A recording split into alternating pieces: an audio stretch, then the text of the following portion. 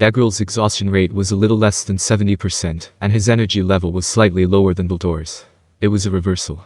Veldora won the bet. The disadvantage in energy was reversed, and the situation was now in Veldora's favor.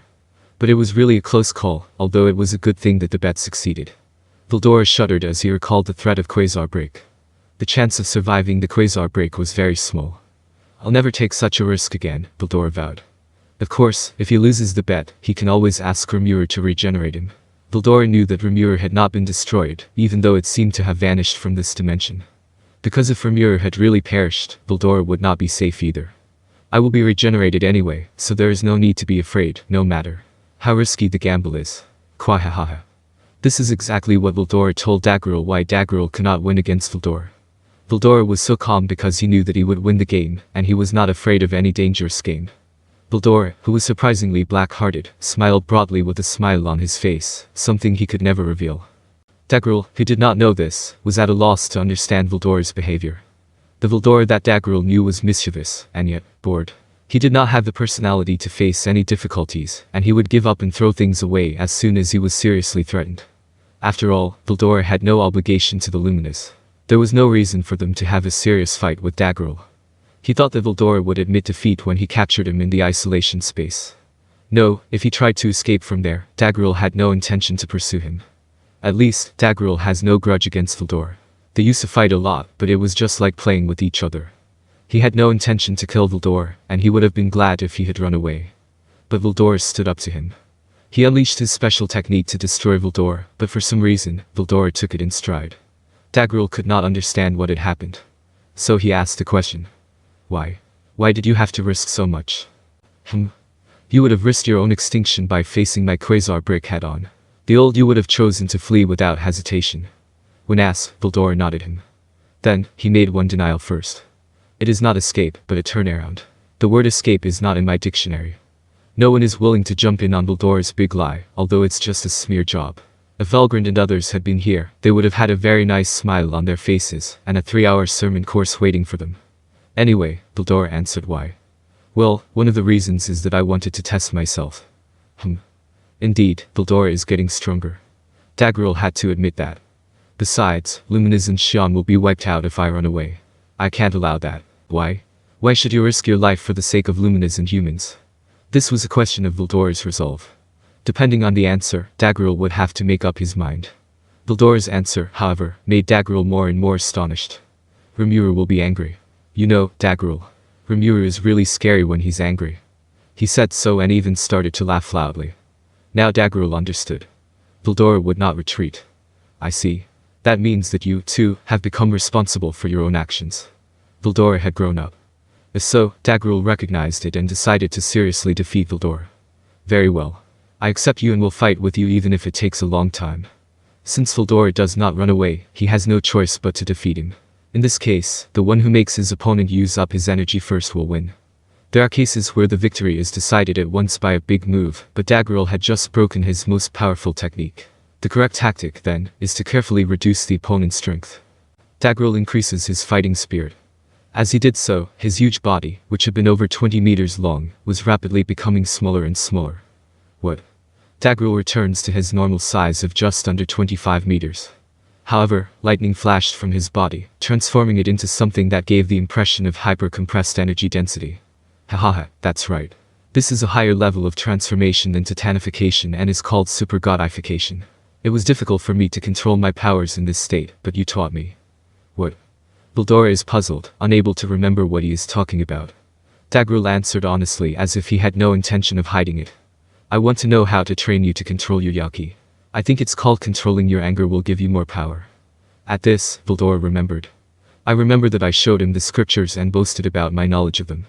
He also shared his great strength with Dagruel, and he think it was in one of the conversations. He can't remember exactly what happened in Veldora, but as a practical matter, however, Dagruel's power was stable. Dagruel's ability to go from a mere chicha to a real battle level is something to be admired. Even though he has returned to his original size, he is still an Assure. The discharge from his entire body was even more threatening than when he was a giant. Veldora intended to end the battle as it was. However, sensing Dagruel's determination, he decided to accept his invitation. Goodness gracious, that's Dagruel. If you have learned to control your power by my advice, you must be my partner.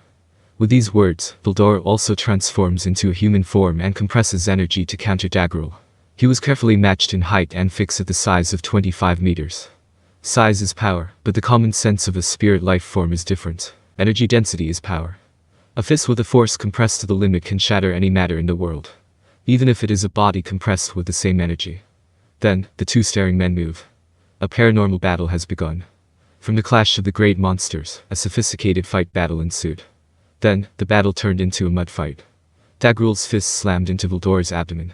At the same time, Veldora's elbow pierced Dagruel's face. When you get hit, you hit back. The rules of the fight were as rigid as those of professional wrestling, even though there were no rules. The fight became more and more intense, and neither fighter was willing to give an inch. Kick for kick, fist for fist. Attacks on the opponent are rebounded as attacks on themselves. Instead of fighting on the ground, the battlefield was shifting from one to another. From the sky to the ground. Then to the desert, blowing up the surroundings. Then again, to high altitude. At times, even outside the atmosphere. For both of them, who are masses of energy, the battlefield is the same no matter where they are. They do not need the earth to repel and amplify their power, but only to turn their own bodies into cannonballs, and to strike their opponents with super compressed energy. He then successfully released the received energy out of his body to prevent a fatal wound. It is important to reduce one's own energy loss as much as possible, and to exhaust one's opponent. Their fists crossed each other with such power that even the greater Magin could be obliterated by a single blow. Those who are watching the battle remain frozen inside the barrier, unable to make any rash moves. Although they are no longer huge in size, the aftermath of the energy aftermath alone is extraordinary in its power. It's amazing. Luminous mutters. The battle between Veldora and Dagruel had caused tremendous destruction around them. Luminous felt bitter about this, but she knew that there was nothing she could do about it. There is nothing we can do, was her true feeling.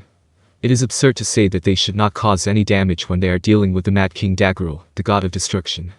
Numerous pillars of lightning are standing in the earth, carbonizing those who touch them. The multiple layers of defense barriers that protect the holy city are already useless. The long walls that have protected the city for so many years have been obliterated by the interference wave that hit the city when Dagruel and Veldora first collided. It was almost graceful that it was blown down without being able to endure even for a moment.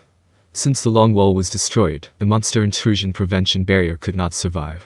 As a matter of course, it had lost its effectiveness. Since the barrier was installed to prevent the intrusion of monsters below a certain level, there was no way that it could withstand the attacks of true dragons and giant gods. The only thing that remains is Xion. All that remained was the defense barrier that had been activated by the combined power of everyone with Xion at its core. That is exactly what they were doing, all of them risking their lives to maintain the barrier. It was a wonder that they were still safe, and it was obvious to everyone that at this rate, their fate would run out as soon as the barrier collapsed, and it would only be a matter of time before the city center would also be affected. The reason why this has not happened yet is probably because Veldora is taking care of the situation as much as possible. Acknowledging this, Luminous continued. Veldora seems to have grown up a little. He is protecting us in his own way. Xion nodded in agreement. Indeed, Veldora's Sama is really good. His eyes sparkled with honest praise. It's great, isn't it? They are guiding Dagruel to avoid a direct hit to us. Ultima's analysis of the situation was also accurate. Gadra nodded in agreement. Well, yes. Luminous could not deny Veldora's greatness, though she did not want to admit it. She even wondered how Veldora could afford to be so relaxed in this fierce battle. Adalman and Albert also seemed to be at a loss for words, just watching Veldora's battle. Luminous also turned her eyes back to the battle unfolding in the sky above. It was an exchange of supernatural abilities that exceeded even Luminous' imagination. Of course, it was suicide for even Luminous to participate in the battle. Even if she wanted to complain, there was no way for her to do so. They had to leave their fate to Veldora, just as they left their luck to the heavens. She is not in a place to complain, and to begin with, Luminous is fascinated by the battle. It was a beautiful battle, though it was a bloody battle. They seemed to be competing with each other in strength and skill, and improving each other. Veldora's skill was more brilliant now than it had been just after this battle began, and it was evidence of that. The battle became more intense. Next to Luminous, Xion was also watching the battle intently. No wonder, Luminous thought. After all, such a mythical battle was a rare occurrence that might happen only once in 1,000 years. A battle of the strong is an experience just to watch it. And, moreover, such a battle between the transcendent is rarely witnessed. Basara, who had been watching the game with them before he knew it, let slip a comment. But when did Veldora become so skilled in close combat? He's got 3 faces and 6 arms, and he's got more moves. It is unnatural that they are evenly matched. But that is the opinion of those who do not know Veldora. Veldora, who had just awakened from the seal, did not know, but Luminous and Xion knew why. In that labyrinth, he's been doing whatever he pleases under the guise of training. No, Luminous. Veldora-sama is the leader of the Labyrinth Guardians. He is working hard every day to prove his authority as the last gateway to the labyrinth. Xion spoke enthusiastically against the Luminous. Labyrinth. Ah, you don't know, do you? There is a place in the labyrinth of Ramrus where you can train to come back to life even if you die. Luminous explains it to Basar, who grunts in exasperation. What? That's a foul idea. No one refutes his opinion.